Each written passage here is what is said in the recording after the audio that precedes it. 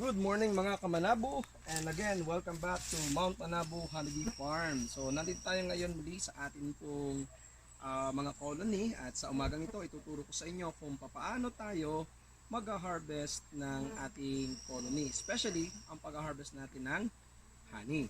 So syempre ang unang-una, kailangan pa rin natin ng ating mga kasangkapan. Una, kailangan natin ng malinis na lalagyan. Pangalawa, kailangan natin ng strainer para doon sa mga bees, para hindi sila masama sa honey. Kailangan natin ng pagpapatungan natin para kapag pinatigis natin o pinatulo natin ang honey. Kailangan natin ng kutsilyo. Siyempre, kailangan natin ng ating hive tool, ng ating PPE, at ang ating mahiwagang smoker. Siyempre, ang una, bago tayo mag-harvest, ay check muna natin yung ating mga colony. Alin ba sa mga colony natin ang maraming honey? Most of the time, ang mga colony natin ay combination ng honey at saka ng pollen. So, po pwede kayong mag-harvest ng pollen at pwede kayong mag-harvest ng honey. Pero para sa araw na ito, ang ipapakita ko lang sa inyo is kung paano mag-harvest ng honey. Okay, so una, hahanap tayo ng isang colony na meron ng honey. At ito yung nakita natin na meron na siyang honey. So, smoke natin ng konti ang ating pong colony para medyo lumabas ng konti yung mga bubuyog, para konti lamang ang kung meron man lalapit sa ating konti na. Yan. Smoke natin sila para lumabas muna sila. At pagkatapos, syempre, hahanap tayo ng lugar kung saan natin sila patitisin. So ito, kalahati pa lang yung honey niya. Yan. So kung nakikita nyo ngayon, ito yung honey natin. So ang gagawin lang natin is patutuluin talaga lang natin siya. Literal na patutuluin lang natin siya. So ang gagawin lang natin, kukuha tayo ng pwede natin pagpatungan para sa ating pong honey. Then ang gagawin po natin is atin lang siyang tutusok-tusukin. May mga process na pwedeng ang gawin ninyo ay direkta na ninyong kuhanin lahat. Pero mas maganda yung ganito lang. Binubutos-butos lang natin para yung propolis ay maiwan. At mas makadali sila makaka-recover kapag yung propolis na yun ay naiwan sa loob. So yan, ganyan lang. Tapos hintay lang natin siyang tumulo hanggang sa makuha na natin your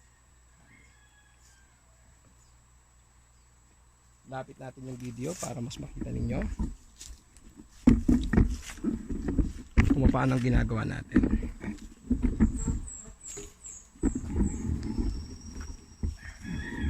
Yan.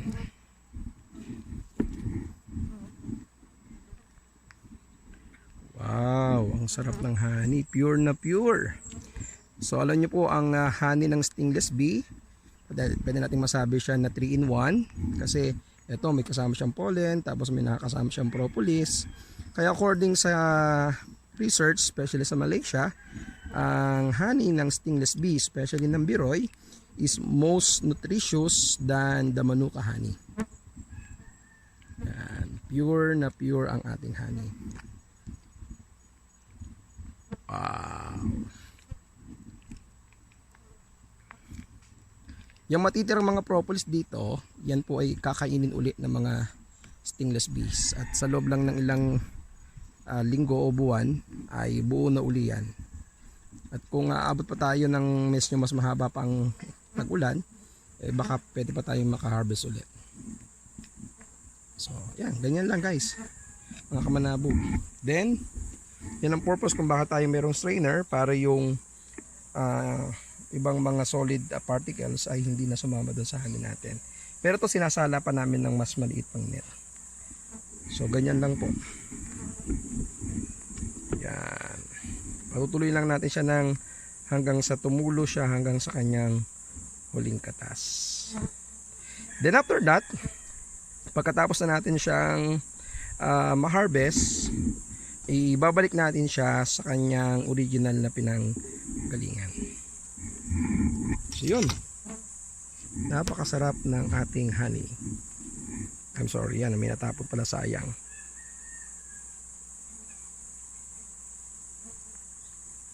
So yan po, salamat.